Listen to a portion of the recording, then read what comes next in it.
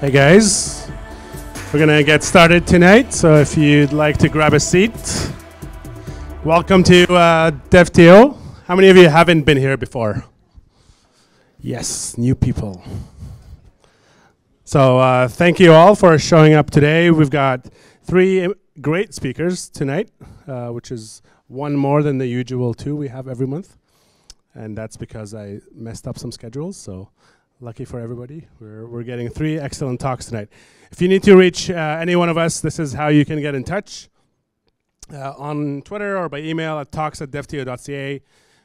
If you're interested in speaking at our events, please feel free to send us a short description of your talk, what you'd like to talk about, maybe a couple of different suggestions, I guess, and we can get back to you on schedule and get you on our speaker schedule.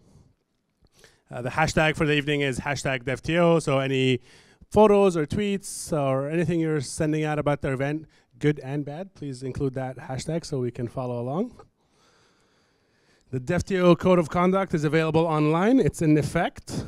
And what basically this means that, be nice to everybody around you and respect each other and don't get drunk, and everybody's going to have a good time. Yes.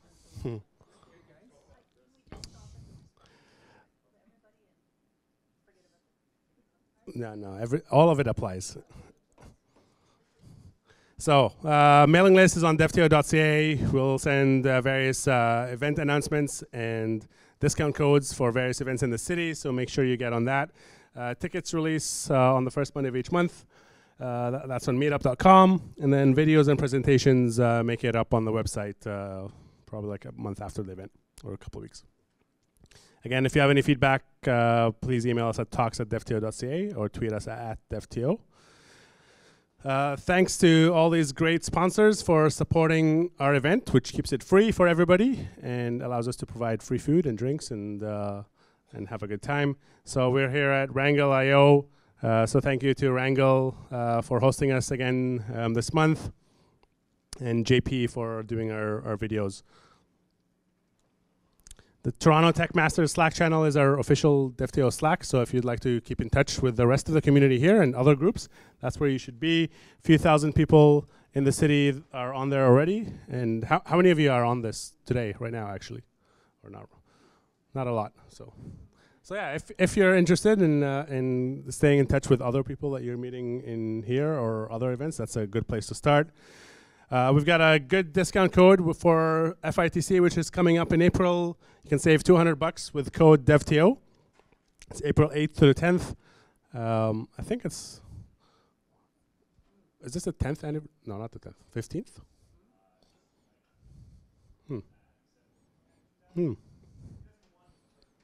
Okay. So it's almost the 20th anniversary of FITC as well. All right, so we're going to, for quick agenda, we're going to start off with Faisal. He's going to talk to us about NLP and graph databases. We're going to go next to Jamie Strawn, and he's going to debug our feelings. And then Shums is going to talk to us about crypto and the Kin platform. So, Faisal, welcome to DevTO.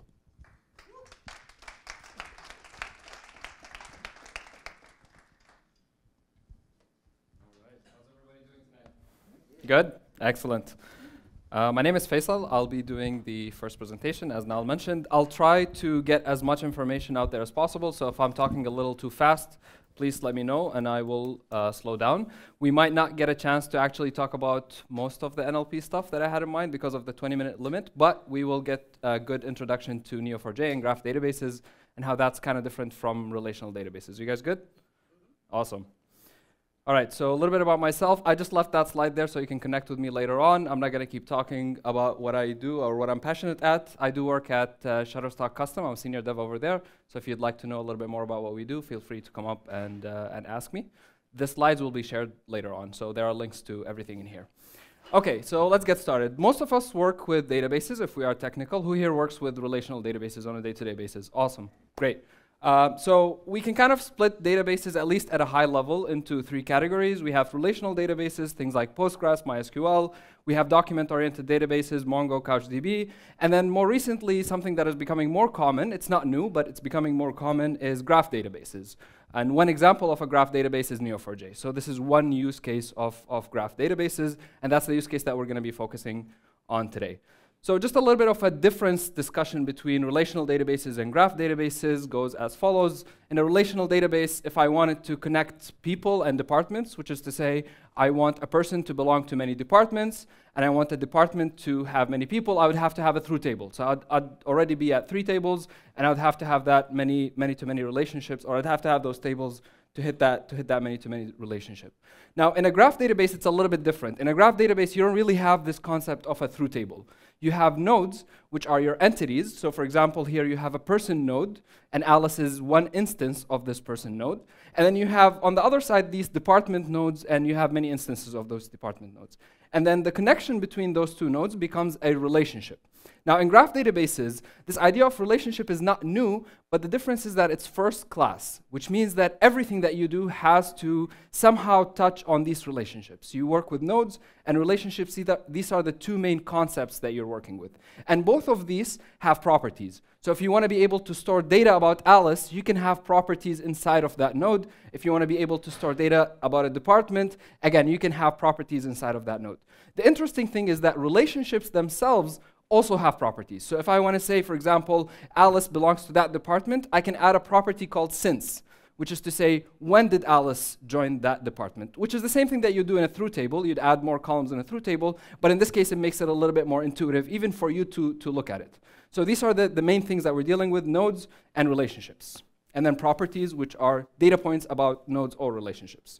So this is kind of a compare and contrast between doing the same task in a relational database versus doing it in a graph database. In a relational database, if I wanted to connect person and project, I'd again have to have a through table. So you can already see how in a relational database, you end up with so many tables very, very quickly, especially if your data is highly related, which is most of the real life scenarios, right? Like most of the things that happen in real life are highly connected and they're highly interrelated.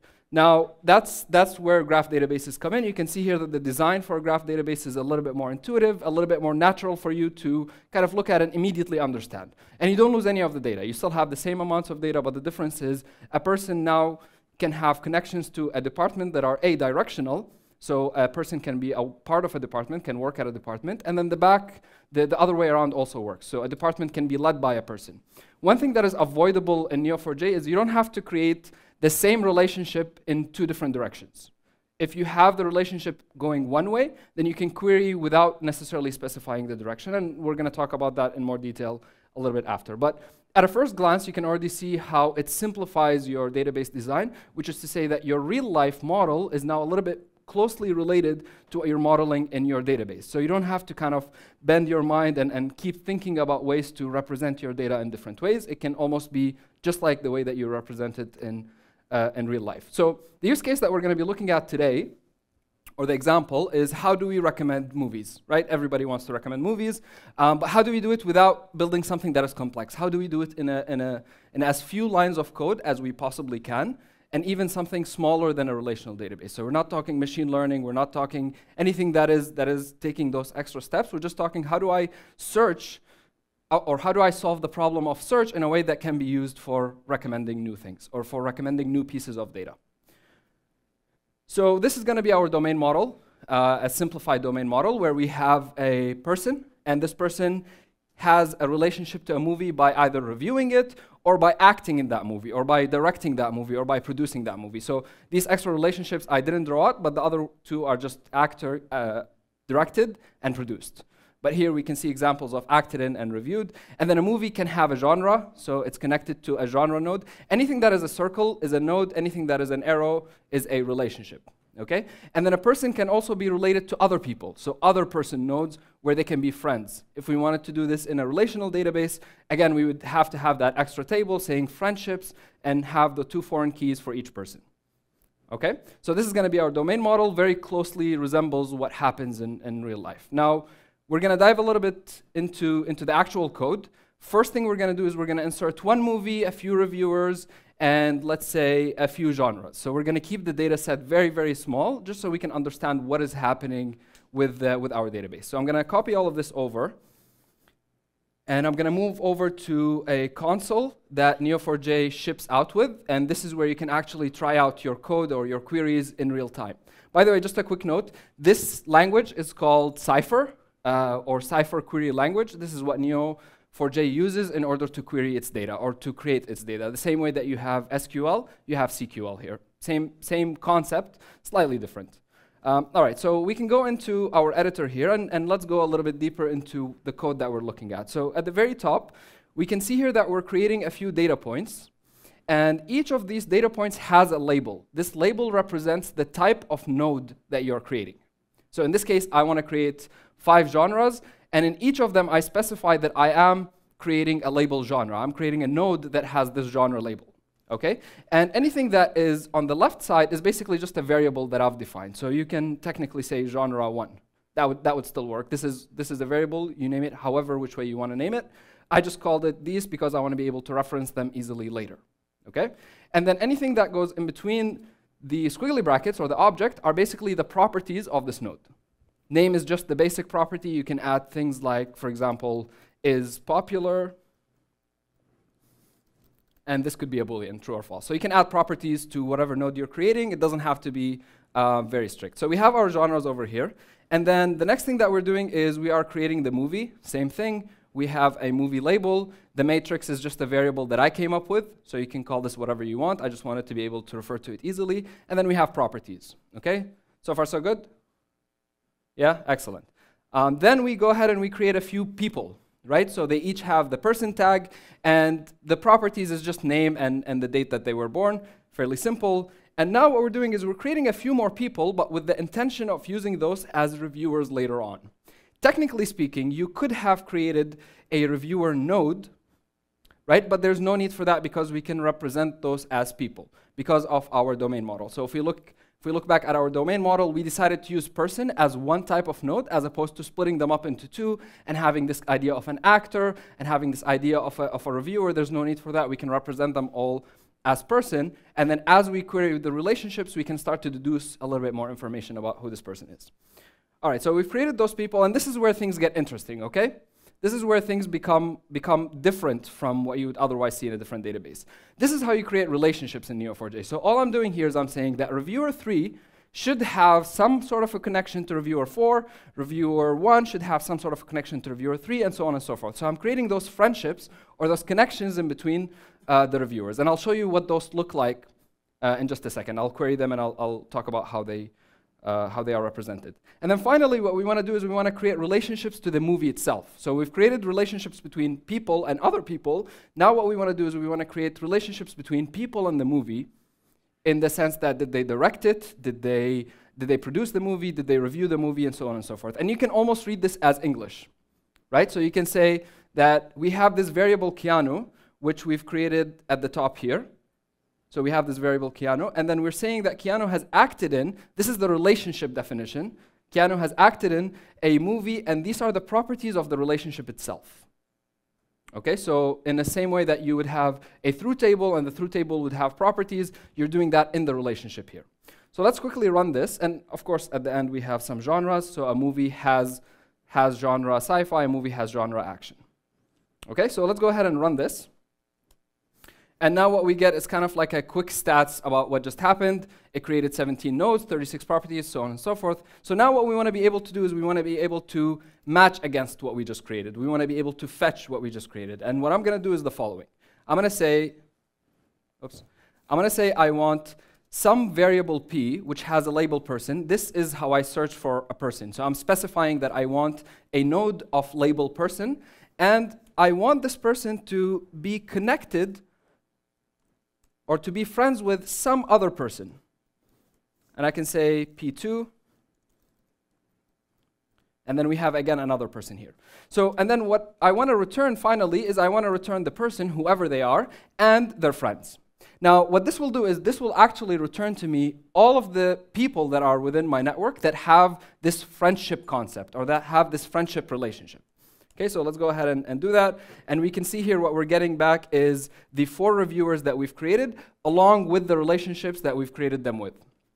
Now, if I click on any of those, you can see here that I have an ID for this specific relationship. This means that it can have more properties, right? So, for example, if I wanted to get a person who has acted in some movie M. Again, this M is just a variable that I'm making up. And what I want back is I want the person and the movie that they've acted in. And what I get back is the movie that I've just inserted as well as the actors that I've inserted for that movie. Now, where it gets interesting is that this movie itself has properties. You can see that at the bottom. So tagline, title, and things like that. And then the acted in also has properties such as roles. So what this allows you to do is you can say, give me some actor who has had this specific role in some movie without knowing what the movie is and without knowing who the actor is. And it will actually query your relationships and give you those dynamics. Okay, I'm going to keep going just for the sake of time. Let's see a slightly more difficult example. But before we do that, I quickly need to seed the database. So we'll just create about 10 movies.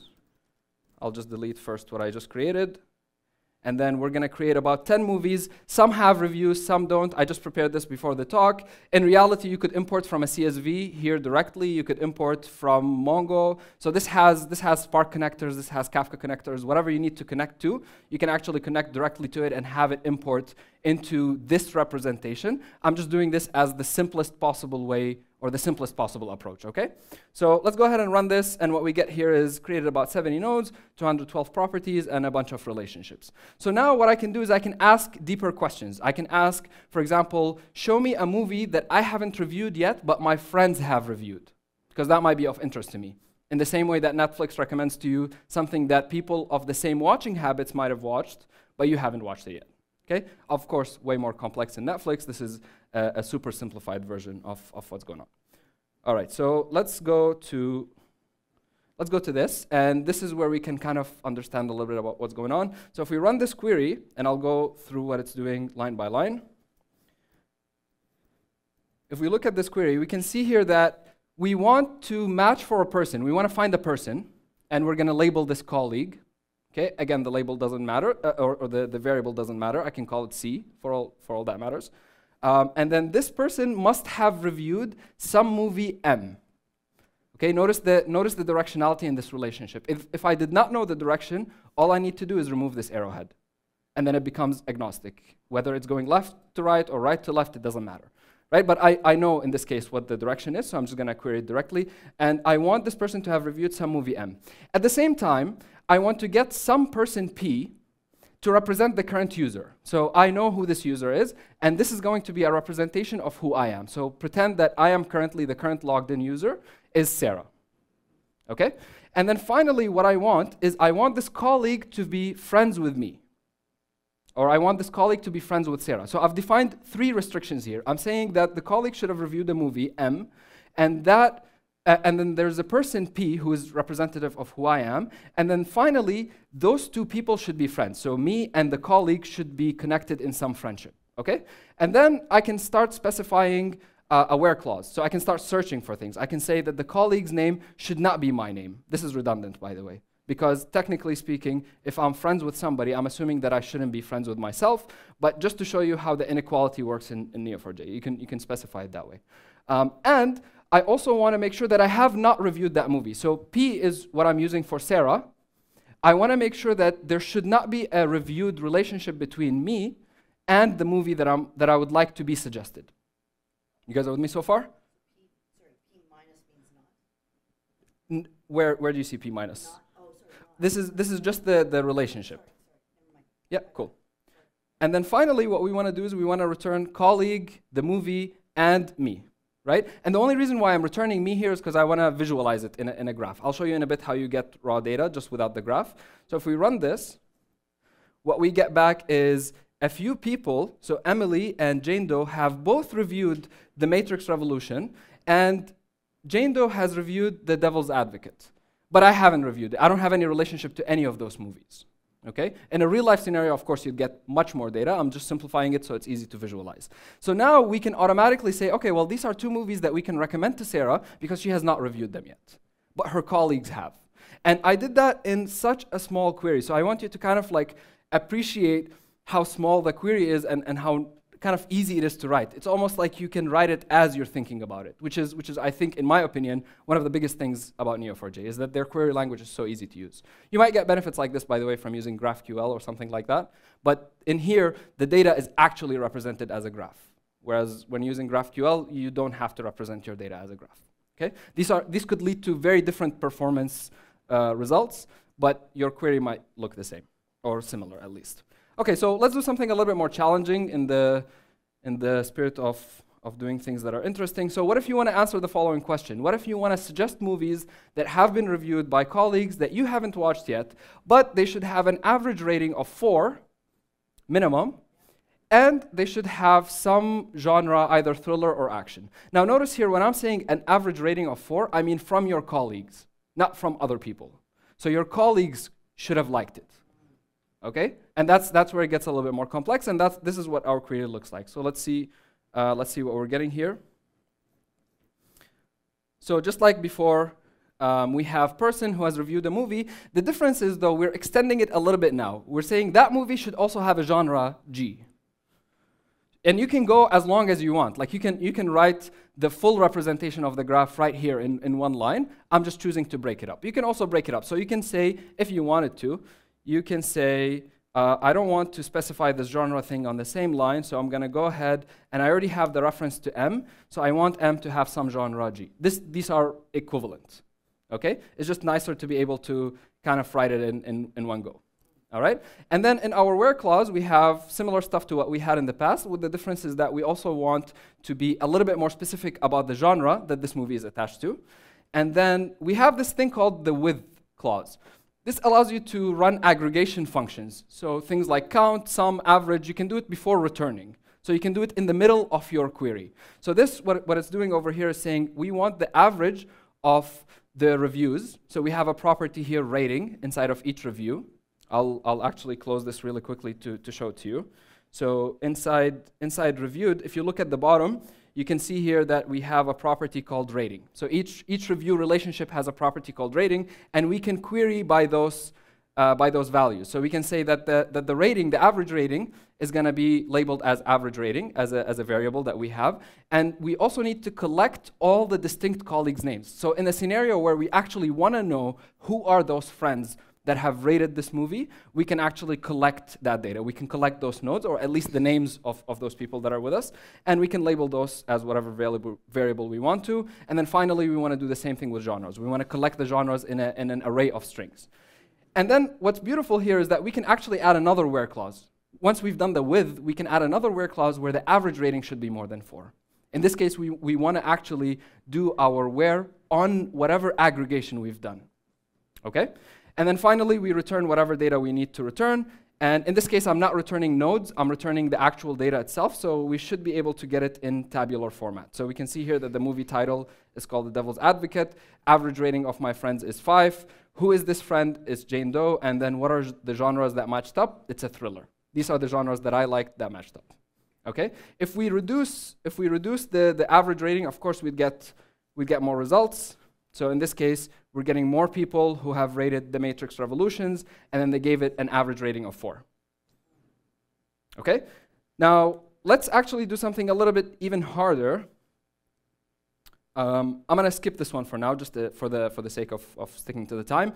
But let's say we are in a scenario where we want to suggest a movie that has an actor that acted in another movie that we've reviewed in the past. I'm going to say that one more time. So let's say I like Jason Statham. He's acted in like 5 different movies that I really like, but he has like 10 movies in total. Okay? So I want to now be recommended this Jason Statham dude based on the fact that I've reviewed 5 of his movies in the past, but I haven't seen his other 5 movies.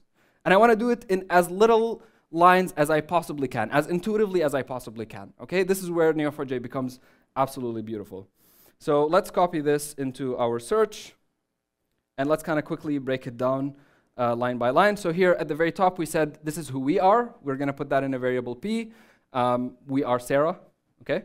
And then we want to also find this person, which we're going to label A, or we're going to put in a variable A, representing actor. Okay? So we want to find this person, actor, who has acted in some movie that has been reviewed by me. right? So what you're saying at this point is, I am a person, and I want to find this other person who has acted in movies that I've reviewed. And by the way, this could be many people. You're not looking for one person at this point. You're looking for many people. You're just representing it as a type person. And then finally, what I want to do is I want to find other movies that this person that I just found has acted in that I haven't seen yet. Okay? So here what we're saying is that this actor should have acted in some movie M2, and there should be some review by some person on this movie. And then in the where clause, you can say, that person who has reviewed that movie should not be me. Okay?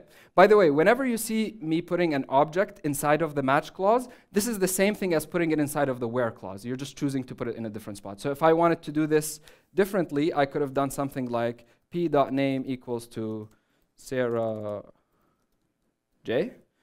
And the two queries are equivalent. Okay? And then finally, what I want to return is I want to return the title of the movie, of each movie that this applies to. I want to return the average rating of that movie from everyone in this case. I'm not talking about colleagues at this point. And then finally, I also want to return the actors that exist in that movie. Okay? So if I run this now, what I get back is I get back the Devil's Advocate, the Matrix Revolutions, average rating for both of them, and then the actors that exist in that movie that I'm interested in. Okay? All right, so this is kind of, at a quick glance, this is what Neo4j enables you to do. And these are all base Neo4j features. You haven't started to extend it yet. So they have this thing, just before I finish up here, they have this thing called APOC, which stands for a package of components, totally generic name. It also stands for this character that existed in some movie. There's a whole story behind it. I have links for the documentation. Go check it out. But basically what that does is it gives you a bunch of functionalities that you can inject into your query. So let's say we actually wanted to use NLP, right? We wanted to involve NLP, and we'll involve it at a high level, which is just sentiment analysis. I just want to understand what was the sentiment of my comments, and while doing that, I want to inject that into my results. I want to make that a part of my search.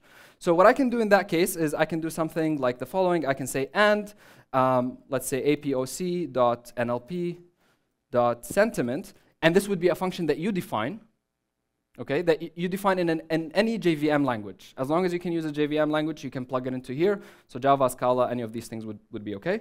And then what you can do is you can say, okay, well, calculate the sentiment of movie 2.comment. So if we had comments, of R2, which is review 2, so we can see that here at the top. So if reviews had comments, we can also say, well, give me the sentiment of the comment and make sure that the sentiment is at least more than 0. So somehow a positive sentiment about this movie. Okay, and you can make that, again, as a part of your results. You can order by that sentiment, and you can do anything that you would otherwise do. The only difference is now you've injected some component that allows you to do a calculation as a part of your search in real time while you're doing your search.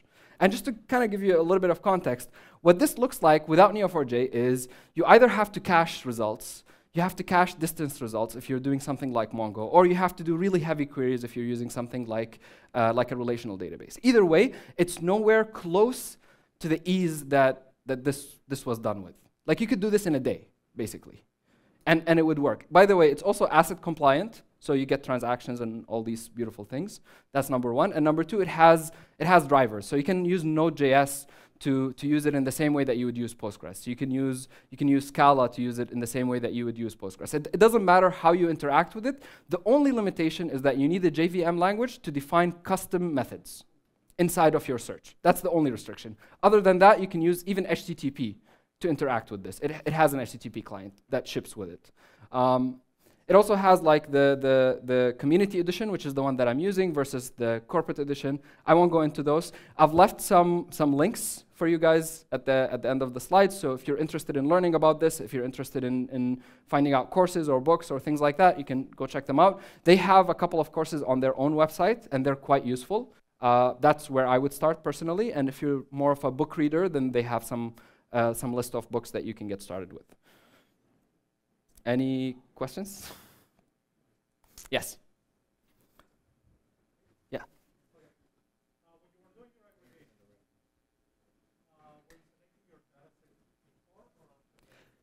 Okay, so you can do it either or. So the first thing that you need to do.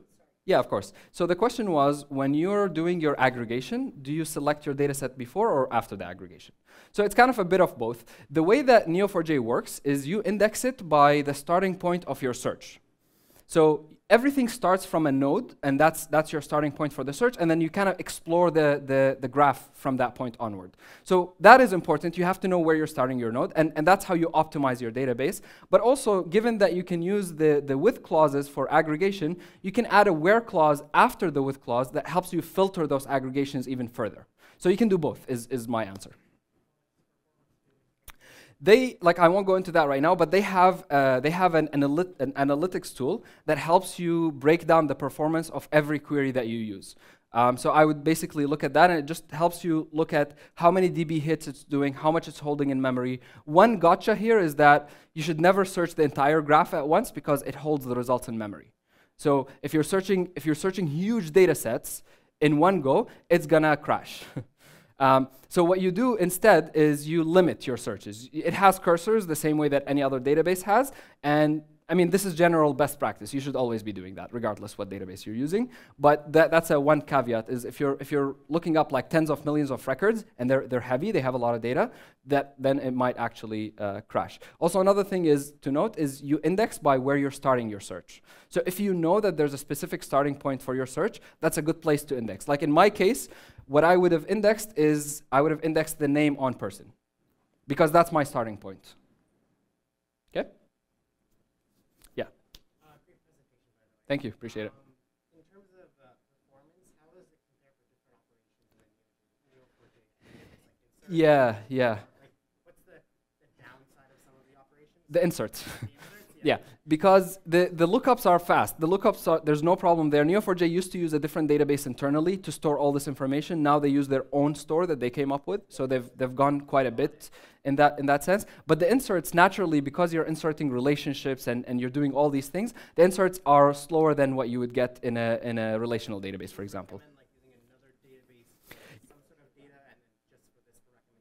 Yeah, so in Neo4j, the Mint use case is a recommendation engine, but it's not the only use case. They use it for like fraud circles and that kind of analysis. Any analysis where you have a network and you want to understand what is happening in your network, this is a good use case. But I do recommend using something else as the application database. However, just to be fair, it is capable of handling these things, in the sense that it gives you the safety net and the transactions that you would need. But my personal recommendation would be to use something for your application database and to use this to query intricate relationships in your data. Yeah. Okay.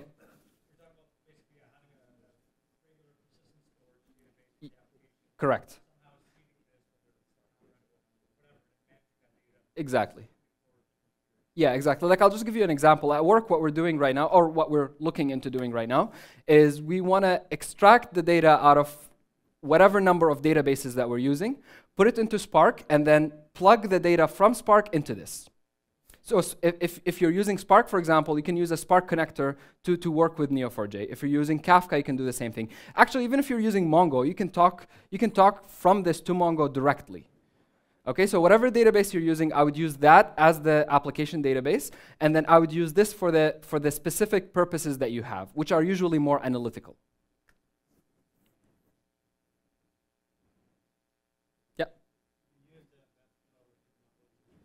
Have I used GraphQL within MongoDB? I don't know why, but that sounds like not a great idea. Because I'll tell you why. Because I've tried to use MongoDB in a data set that was highly relational, obviously while taking the best practices and not thinking about it as a relational database. It still got me into trouble. So I think that like using something that is basically highly relational data and MongoDB don't go along. And that's my general rule of thumb. I haven't. The short answer is I haven't. Yeah. I mean, you could do that, but the amount of work that you'd have to go through just to get that kind of optimization is, I assure you, like hundreds of times larger than what it would take you to set this up. Any other questions? You good? Yeah.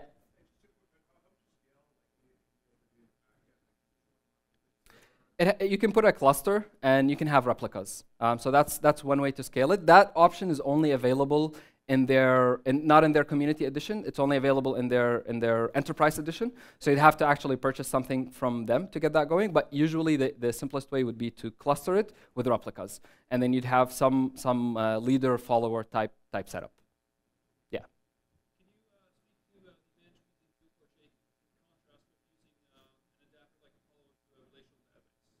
What was the second half of the question? Yeah, they're very different things in the sense that, like, I can give you a comparison. It highly depends on your data and how you're implementing these things. But just like kind of a quick compare and contrast is with GraphQL, your data is not stored as a graph, or doesn't have to be stored as a graph. With this, the data itself is stored as a graph. What that means is if your data needs to do graph operations like centrality and that kind of things, you're better off in Neo4j. But if you're purely using it as a nicer way to query your data, then I would probably go with GraphQL. Because GraphQL just adds that querying layer on top of your data, whereas this represents your data entirely differently. If, for example, you're trying to understand what is the connectivity of a certain influencer on a social media network, I would do that here. No problem. All right, guys, any other questions? Awesome. Thank you for listening. Cheers.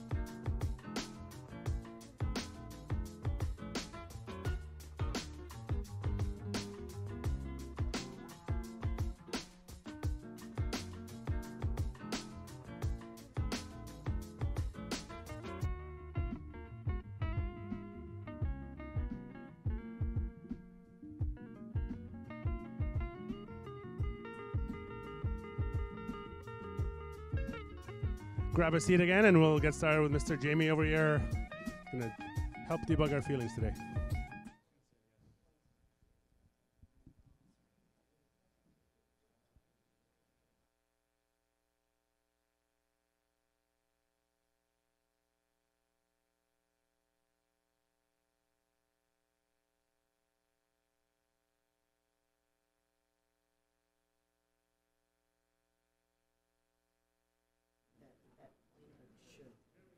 It's not in here.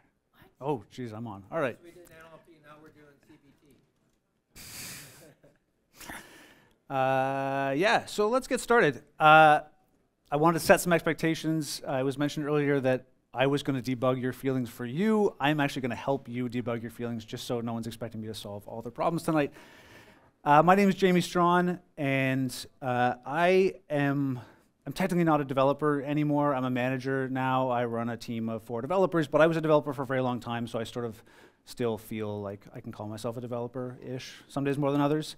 And part of that's just because I've been doing it for so long. It was 16 years ago that I got my first job as a developer, and I've been working at getting better ever since. And part of that for me is about reading books and reading articles. It's about learning tools and techniques. It's about talking to people, to other professionals.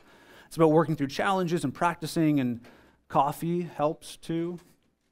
And I feel like after all this time, I should have it all figured out, right? And I don't, of course. I still struggle. I still have good days and bad days. I'm still learning things. But I've been able to get to where I am today because of the time and the effort that I've put in, and because of the help that I've gotten along the way. It was 17 years ago I was diagnosed with depression, and I have been working at getting better ever since. And for me, that's about reading books and reading articles. It's about learning tools and techniques. It's about talking to people, to professionals. It's about working through challenges and practicing. And medication helps too. And part of me thinks that after all this time, I should have it all figured out, and I don't.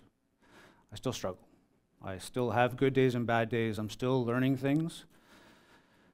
But I've been able to get to where I am today because of the time and the effort that I've put in, and because of the help that I've gotten along the way. So these two things have been kind of central to most of my adult life, and I didn't really think that hard about the relationship between the two until sort of recently. I was rereading a book. It's a book called Feeling Good by Dr. David Burns, and it teaches something called cognitive behavioral therapy, which is generally used to treat mood disorders, depression, anxiety, that kind of thing. And it was diagnosed, or it was prescribed to me by my doctor who gave me my diagnosis, and I've read it multiple times ever since, sometimes just bits and pieces, sometimes the whole thing. And cognitive behavioral therapy really helped me. It taught me really useful techniques that I could use. And part of me realized that, in a way, that was because it kind of spoke to me as a developer, that certain things in the book and the way that it was taught kind of fit with my developer brain. And that got me thinking that maybe other people who sort of thought like I did, who solved problems like I did, might be able to get something out of CBT as well.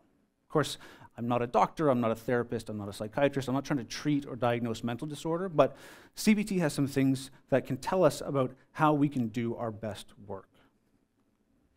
So, what is CBT? Cognitive behavioral therapy is based on a pretty simple model. It looks something like this. Right? We have experiences in our life, we see things and we hear things and things happen to us and around us, and then we have responses, right? We feel a certain way about that experience, right? Or we go and do something about it. And it often feels like it's this straight line, right? That person pissed me off, or this thing made me really excited. But I'm willing to bet that everyone in this room at this point, despite the fact that you're all having the same experience, right? You're all listening to me, you're all seeing the same slides, you're having different responses. Maybe subtly. Maybe you're curious or interested, maybe you're bored, maybe you're angry at me for not talking about graph databases or whatever it is. But there's more to it, right, than just the experience. And that's because what actually drives our response are our thoughts. That it's the way we think about and interpret those experiences that actually cause us to respond the way we do. And this isn't incredibly new. Shakespeare talked about this a couple hundred years ago. There's nothing either good or bad, but thinking makes it so. And so cognitive behavioral therapy has this idea that if our responses come from the way that we think, then if we want to change the way we respond, we have to look at those thought patterns. We have to look at the traps that we're falling into, the mistakes that we're making, the ways that we're thinking irrationally to be able to do something about those irrational responses that we're having. And that's what it teaches. Or to put it as CBT does, we can change how we feel if we change how we think. I mentioned parallels. I mentioned that this reminded me of developer-like things, and this was the first place that that came up. So this model reminded me of like a simple program, right? And my suggestion here is not that we're all mindless automaton, but the idea is that the programs that we write have input and they have output, right? But it's not the input itself that determines the output, it's the code. It's the rules and the logic that go into that program that actually determine how the output is going to be. Oh, that's interesting. That looks a lot like this CBT model. And so I started thinking more about this and looking more at what was the same but also what was different. So I'm going to walk through two examples. Let's talk about code first. So I was a web developer for a long time, so I might get some project like this or want to build some little thing where I make an API call, I get some data, I bring it back, I want to put it into a table, add some features like pagination and sorting, that kind of thing. So sit down and bang away at this for a while, and then open my browser, right, see what I've got. And what I've got is this, which is not quite where I want it to be. It's getting there. There's some things I can see that are problematic, but I can fix this, right? I can go back into my code and fix it. Let's talk about the other kind of situation, right? Our experiences. Let's say I'm sitting down to the same project, and I start thinking about it. And I start thinking, okay, I gotta get started on this thing. I haven't used this API before, so I should start to read the documentation. Although I guess if I'm going to make API calls, I should probably have some sort of library that's going to let me actually talk back. And of course, if I'm going to use the library, I really need sort of a build pipeline thing, so I should maybe pick my tools there. And then actually really, there's a lot of ES6 stuff that I haven't learned yet. Look, so I'm going to use that. I think I still need to use Babel, and I'm not quite sure. Maybe Webpack, I think I've heard.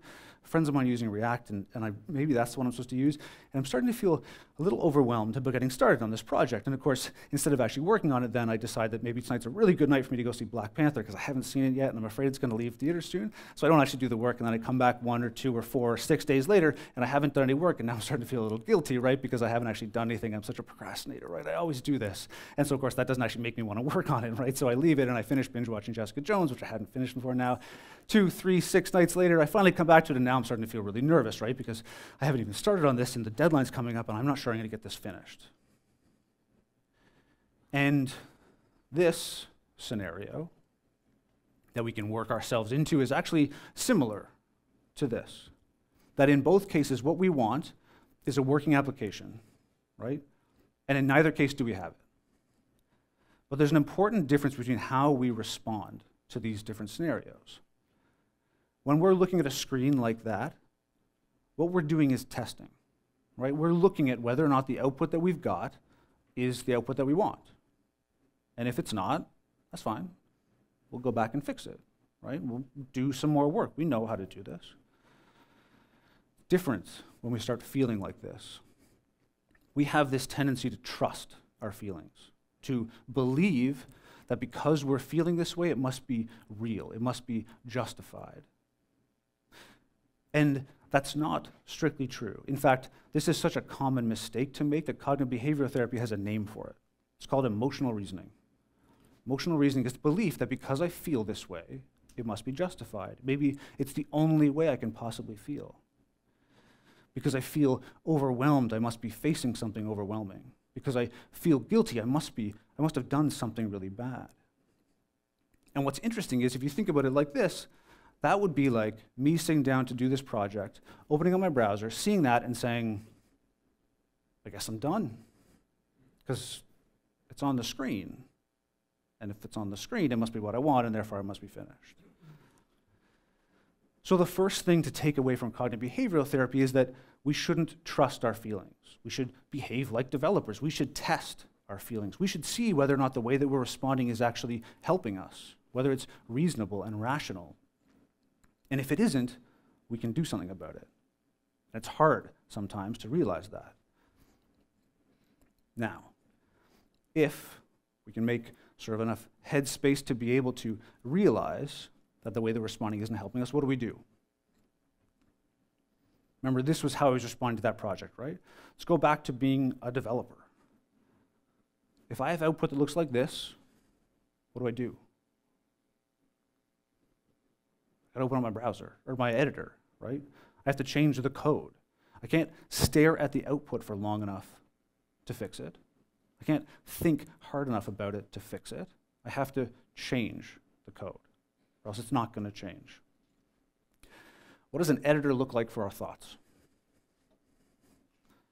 Turns out it looks like this. This is my notebook. Actually, my notebook. You'll notice I've gone from my quasi-design slides to like actual photographs on my notebook.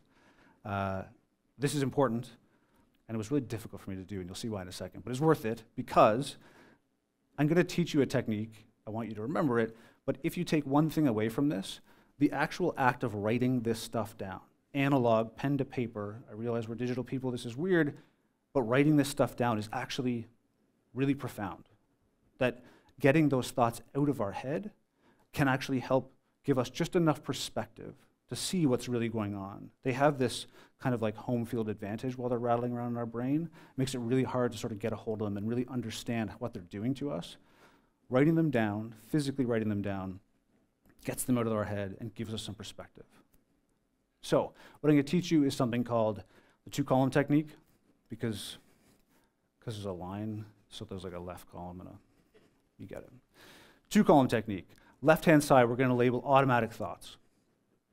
The reason these are automatic thoughts, what we're going to write down here, are the things that we were thinking that caused us to feel the way that we're feeling. Now, those feelings, those responses, that's the output, right? We're not dealing with that. We're dealing with the code. So automatic thoughts are going to be the bad code, the code that we're fixing. The thought patterns that got us feeling the way that we're feeling. And we have to deal with the thoughts, right? The automatic part is to remind us that sometimes it's not obvious what it is that we were thinking that got us into this. Sometimes it's so habitual or it happens so fast that we don't realize there was even a thought process that happened. So sometimes you have to dig in a little bit. It's like a weird stack trace where you get like some crazy error over here that doesn't mean anything, and you have to dig until you get to the actual part of the code where the stuff's coming from. So that scenario I was talking about, right? I was overwhelmed. And I was overwhelmed because I was thinking, like, this is going to be hard, right? I was thinking about all the things I was going to have to do that I didn't know, right? You have that going around your head long enough, you start to feel pretty overwhelmed. Then I was feeling guilty because I was sort of beating myself over the head with this idea that I'm a procrastinator, right? I always do this. And then I was nervous because I was telling myself I'm not going to finish on time, right? These aren't sort of wild, random thoughts. They might resonate with you a little bit. You might be able to remember times where you thought this stuff. So that's what we're going to do on the left-hand side, write down those thoughts that are troubling us.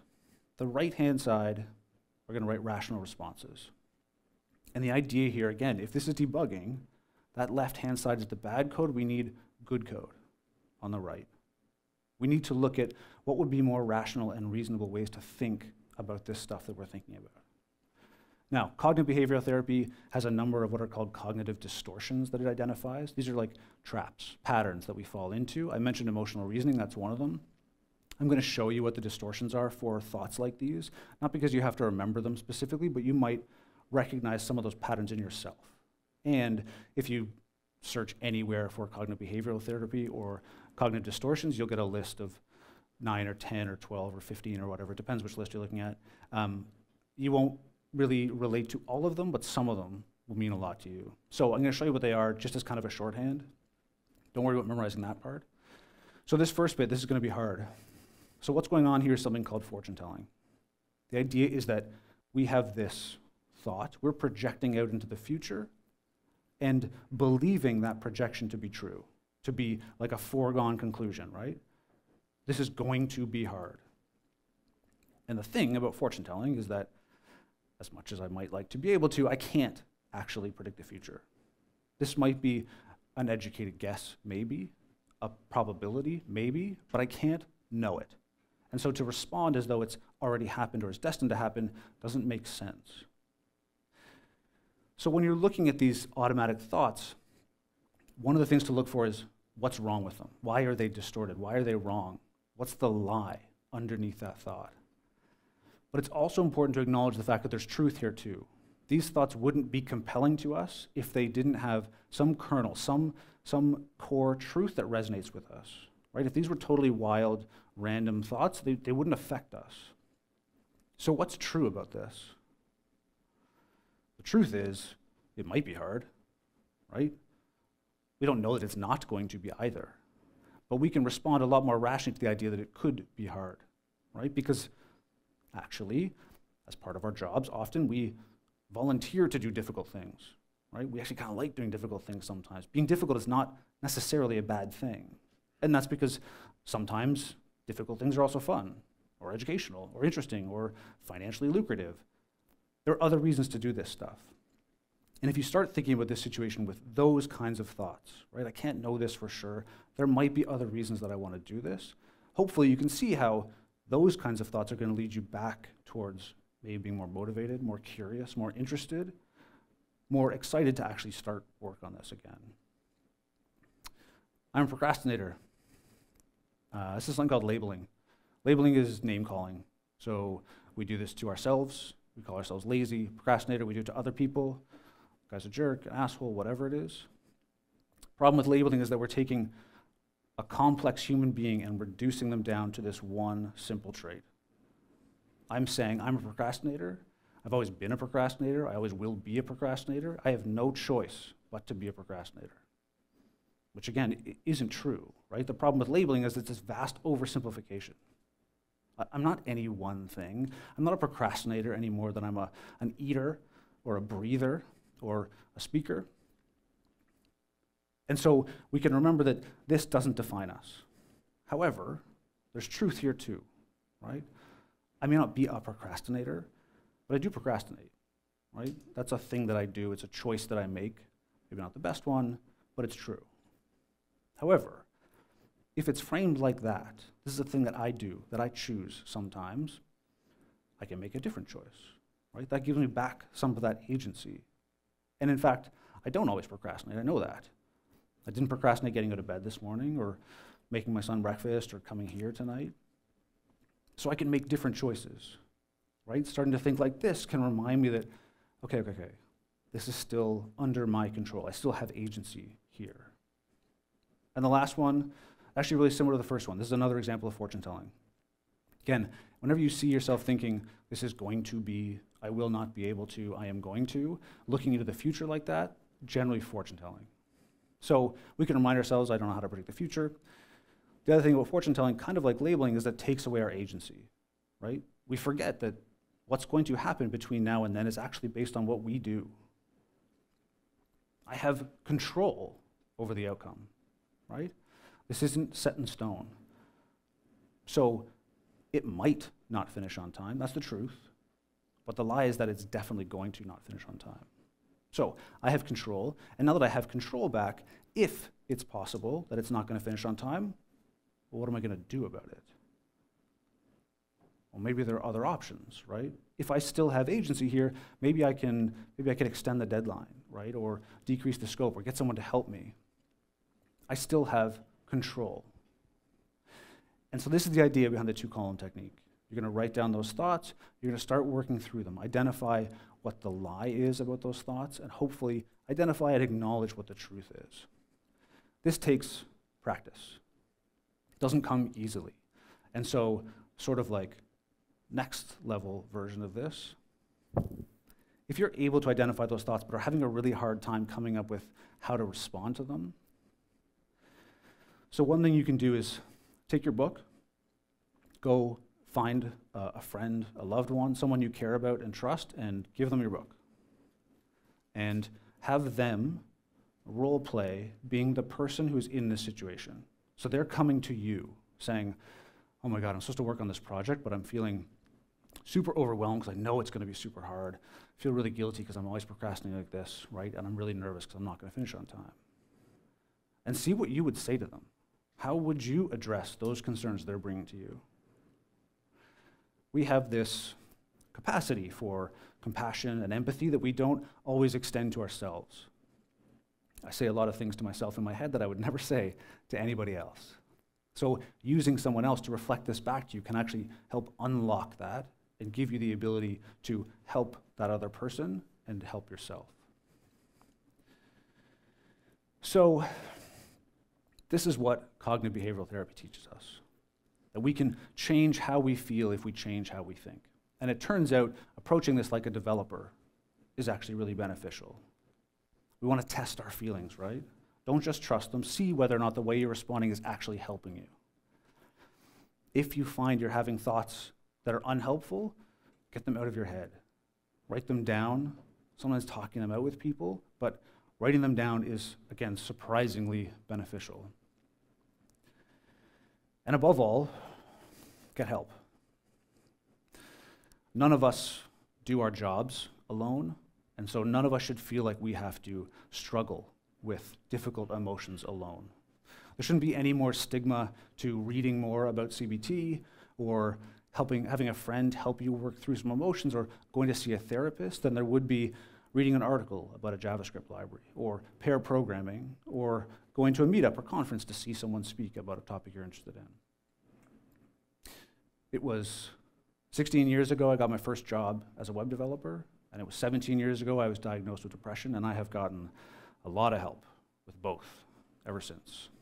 So 20 minutes ago, started teaching you about CBT in the hopes it would help you too. Thanks.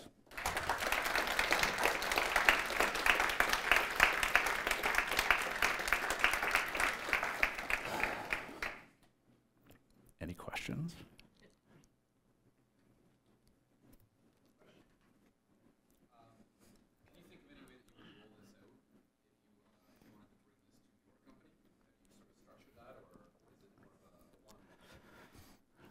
So the question was, have I thought about a way to like roll this out, I guess, to a bigger audience, say at my company, or if I've been doing this sort of one-on-one. So I've done this talk a few times to sort of audiences like this. That's as far as I've gotten with it. I tend to deal with it sort of one-on-one or like in groups who have kind of opted into it, only because I'm very wary about intruding into someone else's stuff. Like if people are dealing with difficult things like this, I'm very loath to sort of show up and be like, hey, don't worry, I can fix this, read this book, and let me tell you about CBT. Like, I don't want to be that person. And it doesn't tend to help. If someone is not looking for that kind of assistance, then I don't want to foist it on them. So the answer is no. I would love to in some way, but like, this is as far as I've gotten with it. Yeah. Yeah. So where can we find the list, what are called cognitive distortions? Like literally search cognitive distortion or cognitive behavioral therapy and you'll find it. There are dozens of them. Cognitive behavioral therapy is like one of the most, if not the most prescribed therapy options for depression and anxiety. So it's not, this stuff is not like secret. Incredibly often, books like Feeling Good and cognitive behavioral therapy are prescribed along with medication for people that are dealing with mood disorder. So yeah, it's really, really easy to find, which is part of the reason I didn't go into it a lot. Search cognitive distortion or cognitive behavioral therapy, you'll find everything you need. Yeah, so yeah, the list of distortions, it kind of depends who wrote it. In Feeling Good, in the book that I use, there's about 11, I think, although 2 of them are sort of closely related. Yeah, I've seen lists of 15, I've seen lists of 9. Again, like, the idea is that they're not all necessarily going to resonate closely with you, but there will definitely be, say, 3 or 4, and you'll be like, oh yeah, that's me every day. I do that. I do that one for sure. So yeah, don't worry about like memorizing the entire list or finding the longest list or whatever. You'll find the things and you will recognize which ones relate to you. Yeah.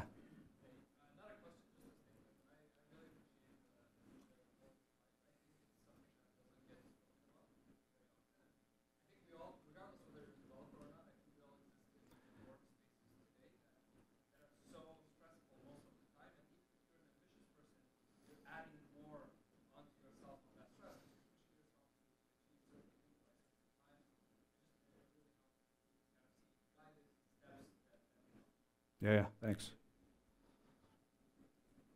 Yeah.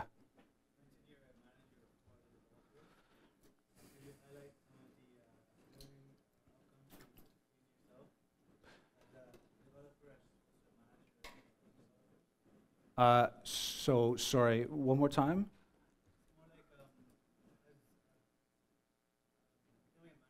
Yeah.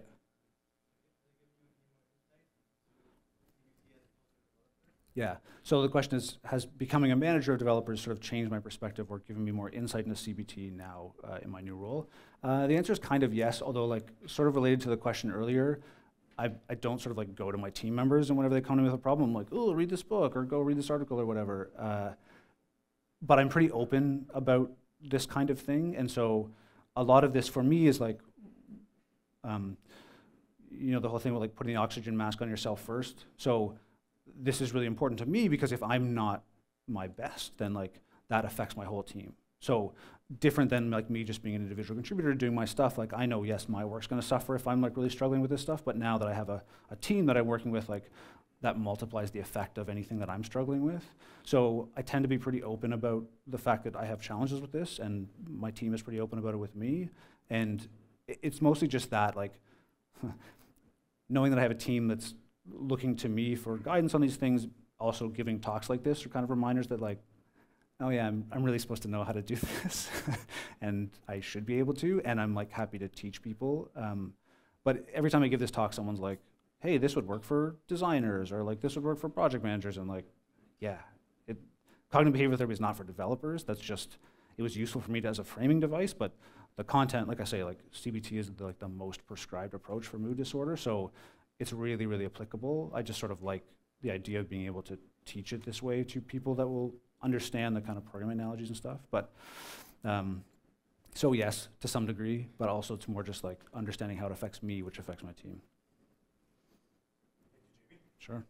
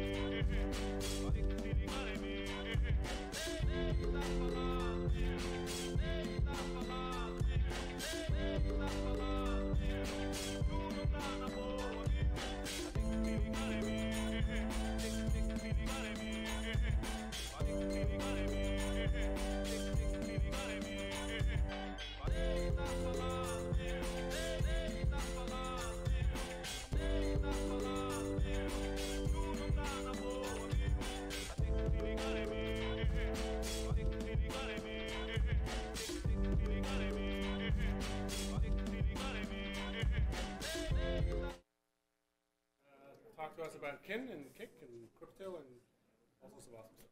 So Thank you. welcome, Shums, to FTO.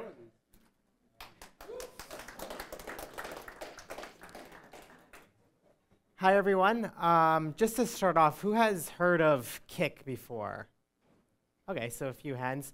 Who has heard of kin and what we're doing with kin and Kik? Okay, so one person. Yeah, so to start off, I'm going to go through a bit of a background on what Kik and kin is and how we got into the crypto space, and then going through how we initially launched this product called kin into Kik and what we're doing, how that went, what the design challenges we had, what that implementation looked like, and what the results were. And then lastly, I'll talk about some of the next steps. To give you a quick background, since most of you are familiar with Kik, I'll kind of go really quickly over that. But basically, Kik was launched or founded in 2009 and launched in 2010.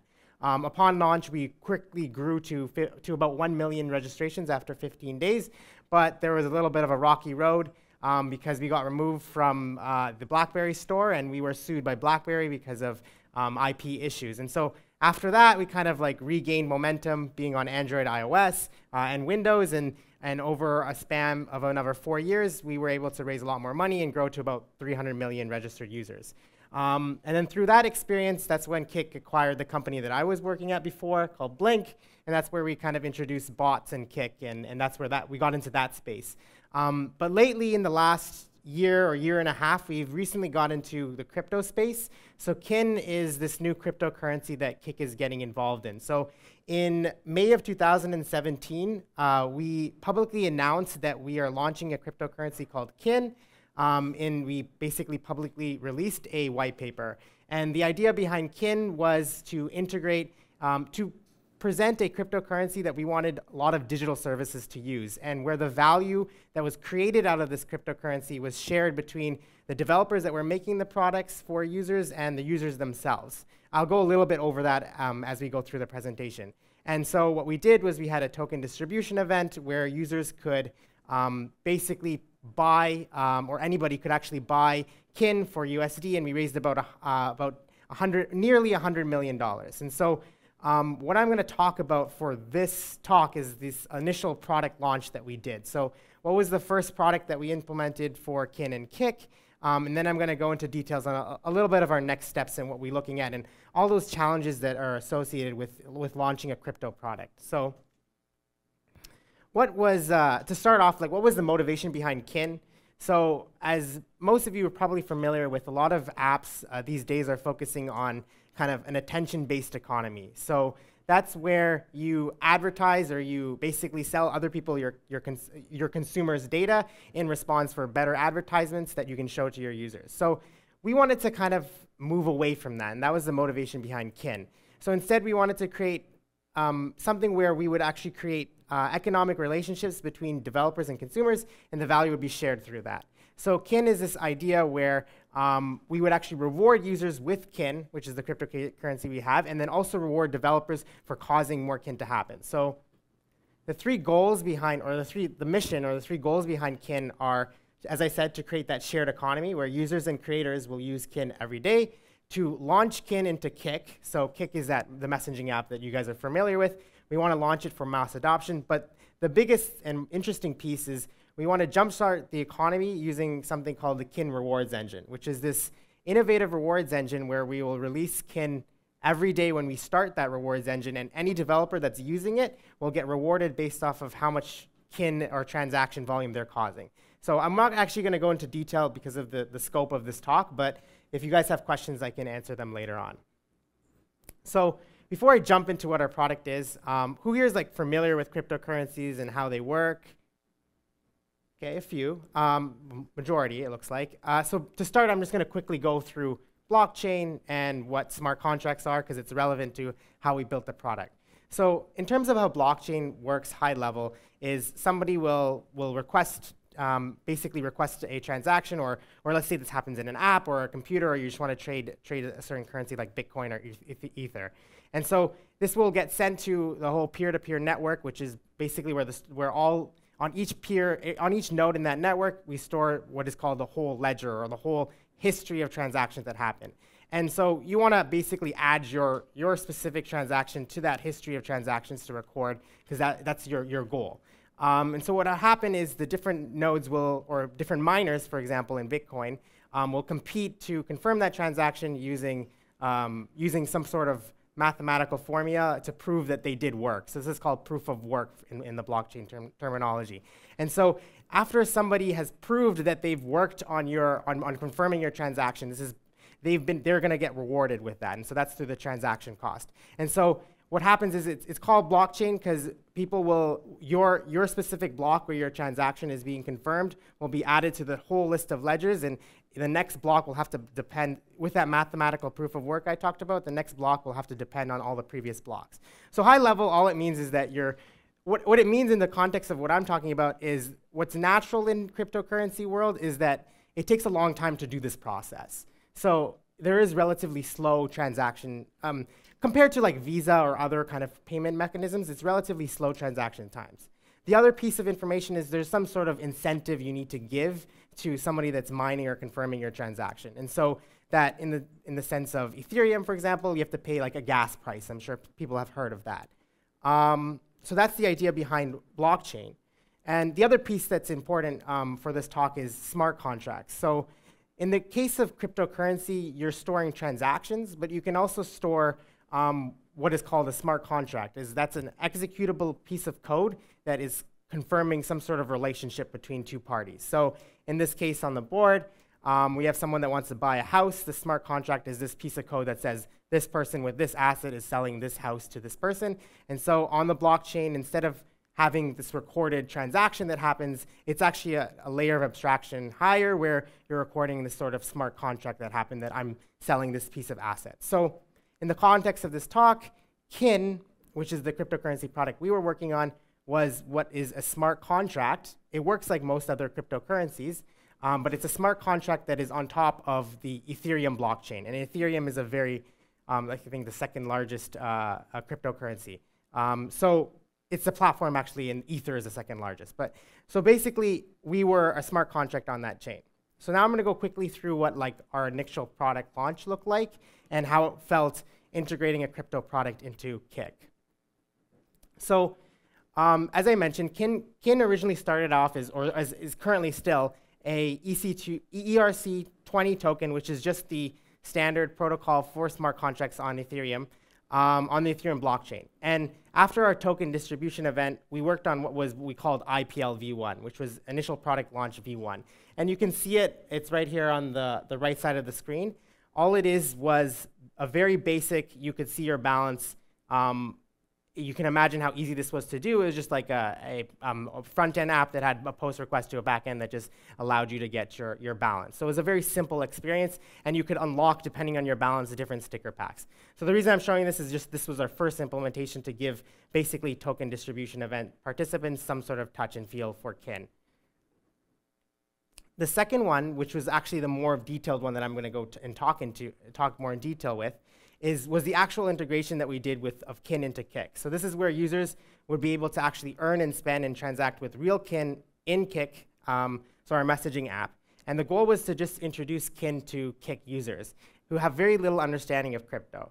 So, and the other kind of caveat was that we were tasked with about 30 days to complete this project. So keep that in mind when I'm talking about kind of our, I would say, somewhat hacky solution, and then we'll talk a little bit more about what the next steps are.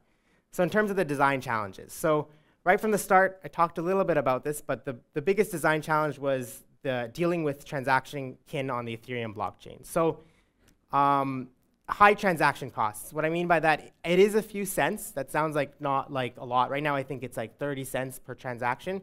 But for us, that's a lot because we're talking about people doing things like buying sticker packs, which is going to be a few cents itself, right? So which means that the transaction cost like kind of way outgoes the actual cost of the good that they're purchasing. The other thing is long confirmation times. So it can take minutes to hours to even sometimes days, depending on how much you're paying for the transaction to go through.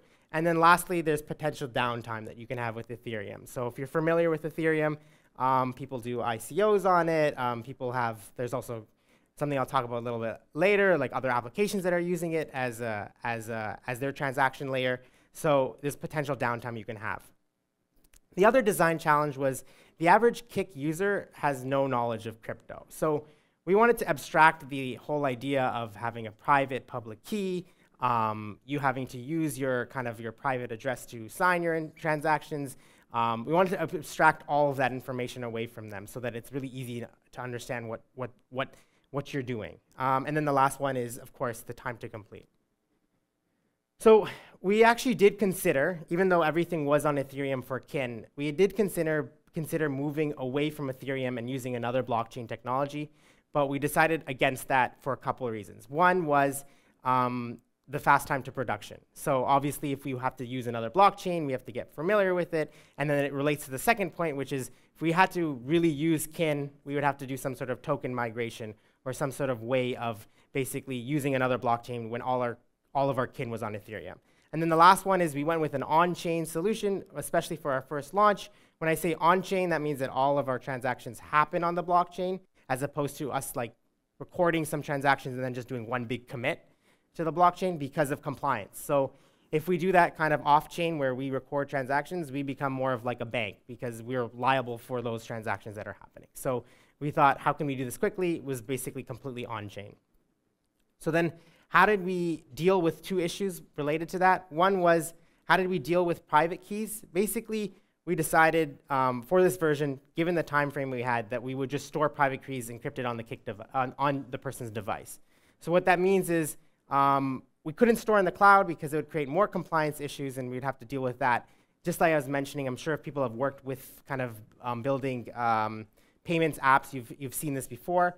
But what that also meant was that if users lost their phone or deleted the app, they would lose their Kin wallet, which was okay for IPLv2 because we weren't worried about this specific experience because we chose users that this didn't happen, like they wouldn't delete the app or they wouldn't lose their phone. And we also were looking at a very small experiment, so a small amount of Kin that we would give them. And then lastly, for dealing with slow transaction times, we basically created our own provider that would have a pending balance. So we would just display what the pending balance is for two users. So if you made a transaction and it was pending and it actually hasn't been confirmed yet, we would just show as if you've actually made the transaction, and we would just monitor it afterwards to make sure that it actually goes through and retry if necessary. So what does the product ended up look like for Kin into Kik? So as I mentioned, Kik is a messaging app, and so we have a bots platform. So we started off with using the bot that introduces you to the app called Kik Team with a blast to about, I think it was about 1,000 users. And so we just sent them like a, hey, you've been selected to this Kin community. Do you want to join? And so from that, you can see they get sent a link. And then with that link, so there's two flows basically. You could receive Kin or you could spend Kin. So for receiving Kin, the Kik Team bot would send you surveys that you could complete, and then you would receive Kin for doing those surveys. And so based off of that survey result, we would send a link saying, basically saying, hey, you've earned this amount of Kin. And this would happen only on the first time. So when the user clicks on that, it would pop up a wallet that we control that would say, do you want to receive Kin? And so from a technical perspective, basically what's happening is the Kik Team webpage would pop up and use basically a library, a JS library that we have to request for the wallet to get the public address. And so what's happening under the hood is we had this basically native bridge between web code and native code that we would pull up another basically another, it's like an OAuth flow. We pull up our web wallet that we control that has actual access to the Kik user's wallet. And so when the Kik Team web page asks, can I get the public address, it'll pull up another web page. That web page would, using the Kin plugin and the Kin SDK, actually fetch the public address of the user from the wallet, and then it would send it back to the web page through basically a callback in the JavaScript function that you use to call it. And then from there, the web page now has a public address, so it can send it to its backend, it can store it, and it can use it for future use. So this specific screen of like, do you want to receive Kin is something that would only happen once. And it's basically just like, for the user, we're actually this is where the abstraction is clear. Like, we are actually grabbing the person's public address, but for the user, it looks like a confirmation, do you want to receive kin from the bot? And so after that happens, now we can interact and fetch and send as much kin as we want, because as you probably know with Ethereum, you just need the public address, or any cryptocurrency, you just need public address to send kin to the user. Now, for spending, for the spending flow, we had basically stickers you could purchase, as I mentioned before. And the way it worked is basically the sticker web page would similarly use kin.js, or this library that we built, to open up the wallet and make a request to send kin to the sticker shop public address. So it'll say, I want to send kin to this public address that I'm feeding you. And as I mentioned before, this native bridge would cause another web app to pull up. If the user confirms, that native web wallet that we built will make requests to the blockchain to basically actually send the kin and return a transaction ID, which gets passed back to the stickers web page. And then now the stickers web page has a transaction ID. It can monitor that. It can confirm the request. It can unlock the sticker pack for the user to use. And again, clearly, like, what's happening is the user has a wallet underneath that they're stored, but they have no context to it, and it's just signing transactions for the user. So now that that's kind of the high-level implementation of what IPL v2 looked like, I'm going to talk a little bit about how the launch went and how that experience was. So we launched in December of last year, and the initial results were pretty high engagement for us. So we had about 26 of users that were targeted from the Kick Team bot responding with I'm interested. And I think of the 26%, in total 15% confirmed, which is a pretty good statistic for us, because this is from push notification to actually creating a wallet and getting the reward. If you think about like advertisement campaigns, that's pretty good, considering that this, compared to our other bot engagements, it's a high statistic, and we can obviously scale this and grow this higher. And then of those 15% that basically created wallets, we had about 60% engaged in those earn and spend opportunities. And then in total, about 1,000, so 1,000 people created wallets. Of those 1,000, we had about average 18 kin transactions per person. So about 18,000 kin transactions, which is pretty good in the crypto space. Also, given that we have in the order of tens of millions of monthly active users, and we're only targeting about 1,000 people. So this is the scope of this project. But the bigger insight that we got for our next version that we're launching is we faced some serious challenges with network congestion and transaction costs on Ethereum. So to talk about that, has anybody heard of the kind of CryptoKitties craze? Yeah, so basically what happened is we wanted to launch the first week of December. So that happened a few days before we wanted to launch, CryptoKitties came out. And for those that are not familiar, CryptoKitties is basically a product where you can kind of get digital kitties. You can trade and buy them on the Ethereum blockchain, or you could buy them with Bitcoin. So people, this caused 10% of Ethereum traffic. So people were going crazy for buying these specific kitties. And what that meant for us, for our small little test that we just wanted to do, we would have to spend, this graph here is a spend of the average transaction cost in USD for Ethereum. So it went from what we expected, which was I talked before, like 30 cents, but we were willing to eat up that cost for our users, to about $1.50. So if you imagine for our 18,000 transactions, it sounds like a small amount for us, but it means that it's about being a test of what we would do if we scaled this up to millions of users. We would be spending $1.50 per transaction, which was obviously out of the question. And it also clogged up the network, as you can see.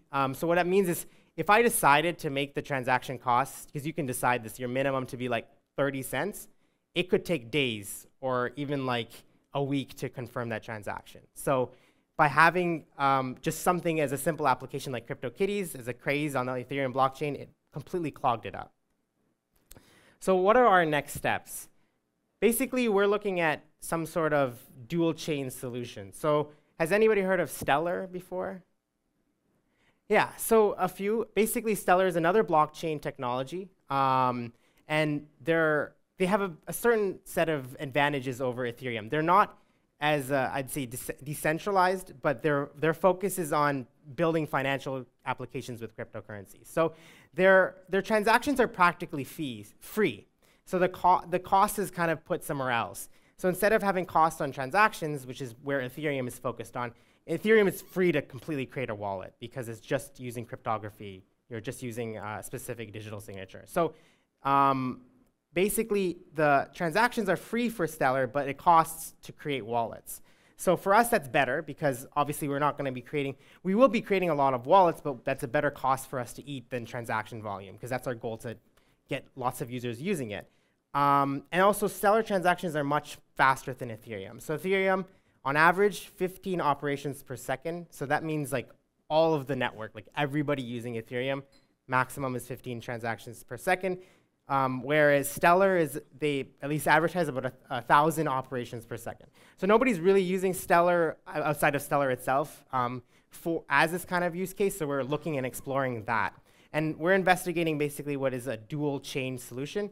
So it's where, for us, it's like internal use. So for internal use for Kik, we're going to use all Stellar transactions. And if you want to liquidate your money or go outside of Kik or go to another digital service, you can use Ethereum. So the idea will be some sort of like a lock and freeze concept. So if I have 10, let's say 10 lumens equivalent of kin in Stellar, I would, if I wanted to move that to Ethereum, I would lock that amount in Stellar, and then it'll free up, so there'll be this translation layer, it'll free up 10 kin on Ethereum blockchain. So it's this idea of like we'll control that the total supply will stay the same in both chains. So our next steps for kin is basically we're working diligently on a new kin SDK using Stellar, so we can integrate that. We're working on Kik. We're working on allowing Kik users to do more than just buy stickers. And obviously, that web interface right now is very, very bare bone. We're working on improving that. And so we're looking at how we can use kin and Stellar in Kik. And then we're also working on, so for kin as well, the idea, the whole long-term vision behind kin is not to just have Kik use it. Kik is like our launch pad. But we're looking at having other select digital partners join the kin ecosystem.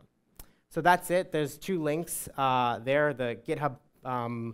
Basically, the GitHub organization for Kin Foundation, which would be helpful if you want to see a lot of the source code for this project.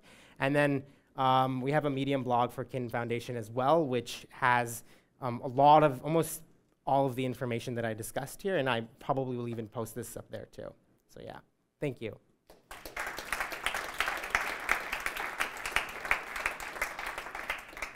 Questions? Yeah.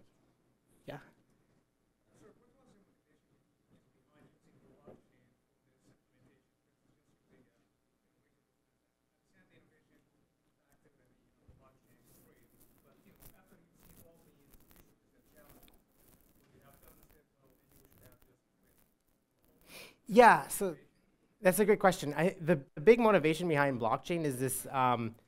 Essentially, it's the coolness of how we can basically reward users without actually spending real money. So if we were to do this with real money right now, we couldn't create these innovative structures to encourage developers. We couldn't create without spending money, basically. So it's this innovative nature, which actually you can talk about with the Kin rewards engine, of how we can kind of reward people or reward developers to use Kin. And so the idea behind that is it's basically like, think of it like a loyalty point system on the blockchain, as opposed to having a kind of a currency do it. And this point system, we want users to think of it like a point system. This will allow us to handle like the complexity of creating a point system by just leveraging the work of others, essentially. Yeah. Yeah.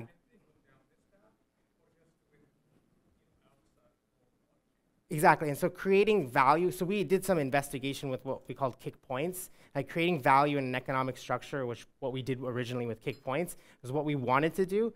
We even tried that, so I have some slides on that as well. We tried to do Kik points, which is basically what Kin is right now, but it was hard to give it an economic value behind it, whereas now we're seeing like we can create an economic value behind a point system, which is basically what Kin is right now, and what it will look like, but it was basically that translation from creating an economic value around a point system was hard, and we found this was the best way for us to do it. Yeah. Yes.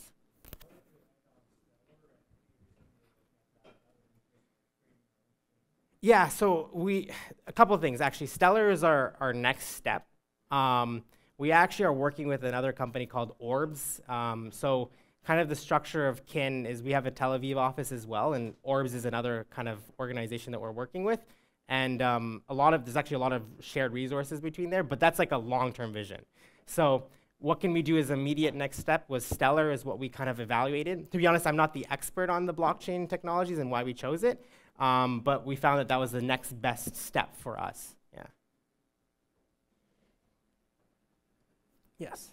I hear you talking about stickers and rewards and things, but longer term, are you expecting people to spend $10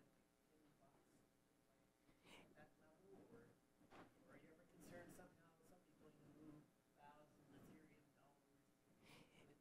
Yeah. So. Good question. Right now, the vision is, so we are looking at more expensive goods, of course. I think stickers was just like our quickest test to do. But our focus is really on kind of mass adoption of this. So how can we get people spending a smaller amount of goods? Because right now, the whole idea behind like trading lots of like money for Ethereum is kind of done before. So we're looking at like smaller base goods. So to give you an example, like the next, and digital assets is another big focus of ours. So the next thing we're going to iterate through is like people spending on themes or theming of that kind of sort, or so other things that they kind of spend already existing in digital apps. Yeah. Yeah. So I can tell you like our demographics. So we skew very young. So that's another reason why this is like easier for us to do than a payment system, because our younger demographic just don't, or like basically teenagers. So like think teenagers. So think like 13 to 18. Like how can we basically give them access to it? And by not posing it as a cryptocurrency and more of a point system where you get rewarded and then you can spend on it, it's easier for us to get to that audience. Yeah. And we're going to monitor as well. So we're very concerned about people using this like Kin in their app for kind of like not as favorable purposes. And so with our Kin rewards engine that we talked about, each of those will have to know the customer that we're working with that's going to get the rewards, because this can obviously spiral, especially if you're familiar with the crypto space. Like it can spiral out of control for the purpose that people are using it. Yeah. Yes. So, did you happen to catch the John Oliver cryptocurrency episode like 2 weeks ago? No, I didn't. So this might be, but how do you address the trust issue with, because there seems to be a little bit more attack on cryptocurrency as far as what people are doing with it. Is there an issue? Can you address the trust? Like how well have you? Good question. No, this is like actually a really big focus of our company, is about how we can be as compliant as possible with cryptocurrency and with the government. So what we're doing is for that's why we're actually focusing on smaller transactions for users, where trust is not, basically you're buying smaller goods and you're buying smaller things, and we're controlling the supply of what you're buying. And then for trust of basically bigger people that were basically bigger companies, we're going to have to do a very due diligent, like know your customer process. So if a customer, for example, another company wants to use Kin, like right now we can completely control it because it's in our app, right? So we can control, we know our users. We're connecting users to Kin accounts, so we have complete knowledge of who our user is. But when we work with other apps, we're going to have to do a due diligence process with them to make sure that they're doing this for basically reasons that fit our terms and service, reasons that fit like why we are launching this as a product. And so there's going to be some sort of due diligence process there. So it's a little bit different than a cryptocurrency as you would think. It's more of like how can we integrate it into apps, basically. It's like decentralized, but under control. Yes. Yeah. I guess that's fair. Yes.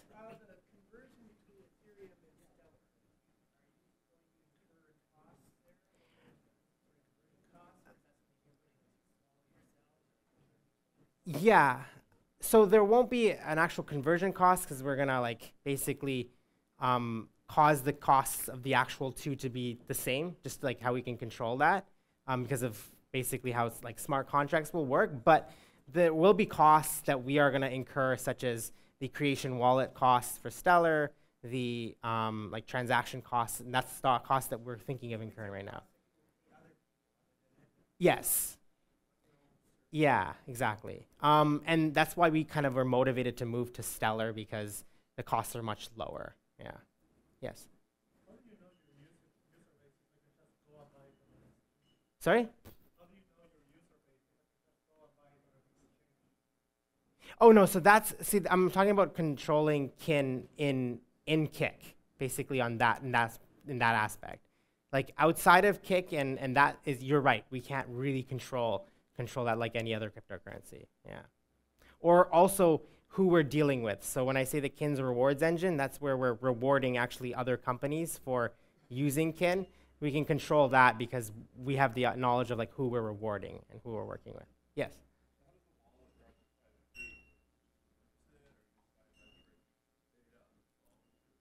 So right now the wallet is connected to your Kik account, at least for this first version. So just like username, password for accessing the same, basically the same authentication we use for Kik, we're using for the wallet. Yeah. Yes.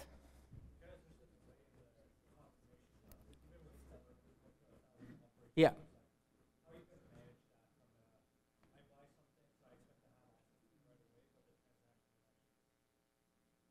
So that's where so obviously we haven't figured that out completely because that's a hard problem to solve.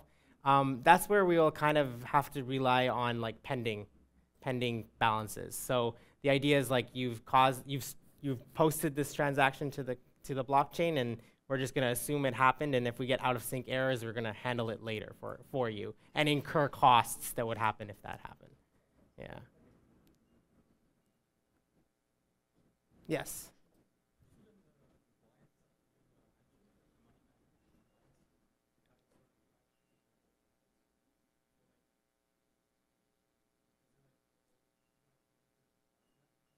So yes, so the reason we chose to do such approaches is because we don't have to deal with the compliance now, but we're gonna have to deal with it when we decide to move forward. So that's what we're dealing with right now, right? So we're basically just, how could we, this talk was like, how could we launch it as quickly as possible as what we did?